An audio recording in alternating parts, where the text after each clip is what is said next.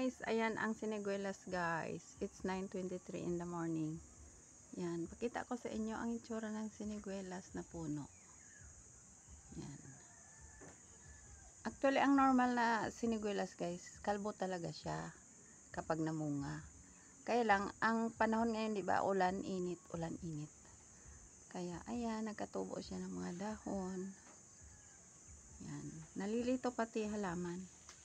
Kala niya spring o summer, tapos summer pala.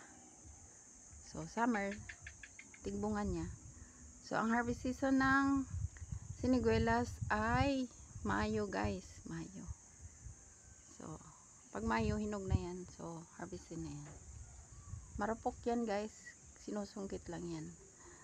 So marupok siya, hindi siya pwede apakan na babali. So ayan, dalawang puno sa harap ng aming bahay na made of wood, asbestos at saka yero.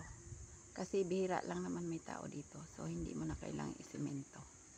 Pero next time siguro kapag marami ng pera na pwede nang itapon, baka. Sige, thank you so much guys for watching. Sana mag-subscribe kayo.